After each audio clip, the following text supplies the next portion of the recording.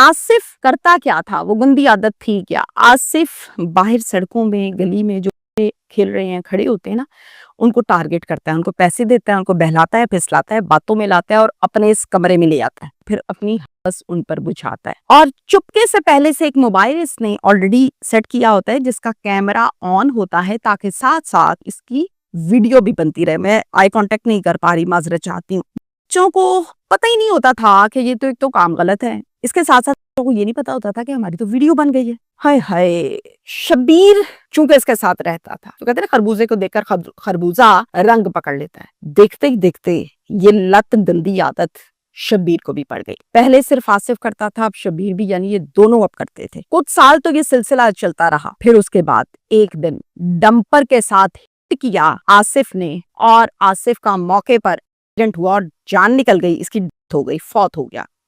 अब पीछे रह गया सिर्फ और सिर्फ शब्बीर।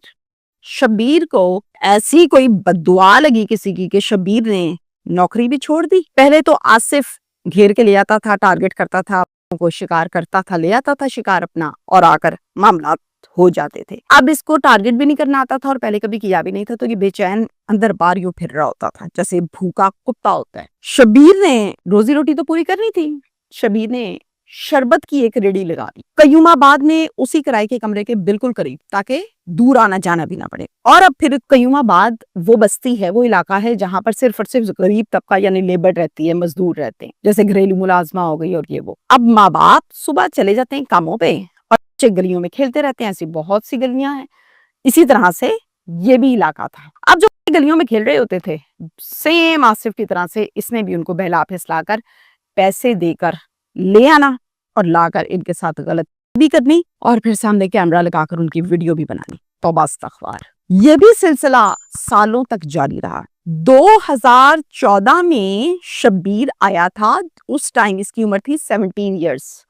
अब आ गया है 2025 और शब्बीर हो गया 28 साल का जवान। यानी हम ये कहेंगे कि 10 साल तक ये सिलसिला चलता रहा। मोबाइल की मेमोरी हो गई फुल, बहुत सारी वीडियोस थी। इसने क्या किया, यूएसबी खरीदी, इंटरनेट कैफे पर गया, सारा वो डाटा जो मोबाइल के अंदर वीडियोस थी वो सारी अपनी यूएसबी में ट्रांसफर कर दी और ले आया। और ये काम इसने खुद से किया। 11 सितंबर को दोपहर के टाइम एक 7 साल की बेटी को टारगेट किया, शिकार किया, बहलाया फिसलाया, लाया और फिर उस पर अपनी बुझाई। यूएसबीज पड़ी हुई थी।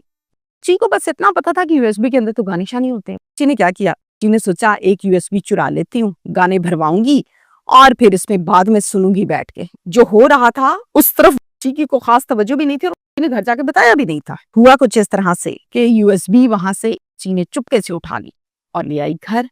रात को जब बाप आया तो बाप से कहा कि मुझे चीज खानी होती है, मुझे पैसे दें। बाप के पास जितने थे उसने दे दिए, पैसे अपने पास छुपा लिए और फिर पैसे लेकर ये उस मोबाइल शॉप वाले के पास गई थी जिसका मैंने आपको आगाज में बड़ी डिटेल के साथ बताया, और उसको जाकर कहा कि ये यूएसबी है, 2 इंडियन फिल्में भर दें, गाने भर दें। अब मैं आपको उस बाप की शिनाख्त भी नहीं करवाऊंगी और उस बेटी की शिनाख्त भी नहीं करवाऊंगी, क्योंकि मेरा ज़मीर मुतमईन नहीं कि मैं किसी की शिनाख्त करवाऊं कि देखो जी इनका ये मसला बन गया। केस चूंकि मुझे समझाना है तो मैं इसलिए बड़ी डिटेल के साथ आपको सब कुछ बता रही हूँ। शॉपकीपर ने बंदा भेजा था, घर से बाप आया था, वो तमाम चीजें मैं आपको ऑलरेडी क्लियर कर चुकी हूँ। और फिर दोनों ने प्यार से इस को पूछा और फिर ने सब कुछ बताया था, और सब सुनने के बाद 15 पर कॉल की। मौके पर पुलिस आई। पुलिस स्टेशन इनको लगता है डिफेंस कराची, नफरी आ गई। बच्ची से प्यार से आके स्टेटमेंट ली और फिर तमाम मालूमात इकट्ठी की, कौन सा घर था, कहाँ जाते थे, कैसा आदमी था। और फिर पुलिस ने कामयाब किस्म की रेड की और इस रेड में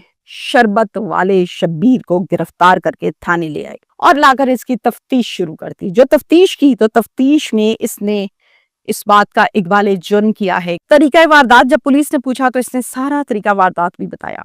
11 साल का ये घनौना खेल कब से चल रहा है, कैसे चल रहा है, कैसे लगा, ये सब कुछ बताया। पुलिस का ये कहना है कि मोबाइल में से 100 वीडियोस हमने ले ली हैं और यूएसबी में 170 वीडियोस मिली हैं, मुख्तलिफ हैं। अभी मजीद वीडियोस को हासिल करना बाकी है जिस पर हम काम कर रहे हैं। चूंकि 10 साल का ये घनौना खेल है और बेतहाशा वीडियोस हैं, तो तमाम डाटे को रिकवर करते हुए टाइम लगता है। डाटा बहुत ज्यादा है लेकिन हम सारे का सारा डाटा रिकवर करेंगे। आसिफ जो मर चुका है वो भी यही काम करता था, तो उसका तो सारा ही डाटा ऐसा है जो भी हासिल करना है। अब यहाँ पर जब रेड की थी तो पुलिस को एक डायरी भी मिली थी, जो पुलिस ने अपनी तहवील में ले ली, और फिर जब आकर उसको देखा तो उस डायरी के ऊपर, अल्लाह के बंदो तौबा इस्तगफार हो क्या गया, डायरी को खोला तो उसके ऊपर जिस दिन ये बच्चे को लेकर आता था उस दिन की तारीख, बच्चे का नाम और बच्चे की एज मेंशन करता था, डायरी पे लिखता था। पुलिस ने उस डायरी की मदद से, वीडियोस की मदद से कुछ वालिदैन को ट्रेस किया है, उनको इत्तला दी है। अब वालिदैन की सुनिए, मेजॉरिटी पेरेंट्स ऐसे हैं जो कहते हैं कि हम सामने नहीं आना चाहते, ना अपनी शनाख्त चाहते हैं, और मेहरबानी करके आप भी हमारी शनाख्त ना करवाइएगा, अपनी इज्जत बचाते हुए। और ऐसे पेरेंट्स जो फेस कर रहे हैं, जिन्होंने FIR कटवाई, वो 3 हैं। 3 पेरेंट्स ऐसे हैं जो बाकायदा तौर पर FIR उन्होंने कटवाई है, और FIR के मुद्दई बाप बने हैं, 3 बाप, 3 पर्चे। अब पुलिस इस पर मजीद काम कर रही है, बहुत सी फैमिलीज को भी ट्रेस करना बाकी है।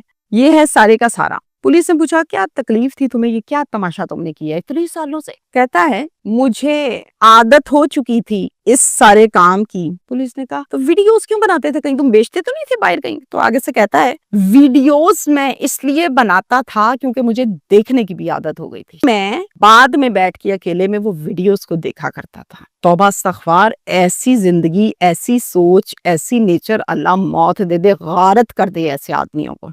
ये है हमारा हो आज का वीलॉग, आज की खबर बहुत बहुत ही अजीबोगरीब है। मैंने पहले ऐसा अपना सहाफ़ी करियर में इशू नहीं देखा। मुझे सिर्फ और सिर्फ जो जानना है, ना मुझे वीडियो देखनी है, खबरें जितनी आ चुकी, डिटेल्स आ चुकी, वो हम देख चुके। इस पर पुलिस बड़ी सीरियस होकर काम करिए। जानना ये चाहती हूँ कि आप लोगों के बच्चे जो आप पैदा करके गली में छोड़ देते हैं खेलने के लिए, आप लोगों को घर आके नहीं बताते थे? बताते थे तो क्या आप खामोश रहे? और अगर नहीं बताते थे तो इस कदर लापरवाही? थोड़ा सा खुदा का वास्ता है, अल्लाह का वास्ता है, रसूल का वास्ता है, अपने बच्चों पे तरबियत दें। रोटी आपने उनको नौकरियां करके पूरी करके देनी है, आप दे रहे हैं, ये भी आपकी जिम्मेदारी है। तौबा इस्तगफार। अल्लाह ही माफ करे, हमारे हाल पर अल्लाह ताला रहम फरमाए।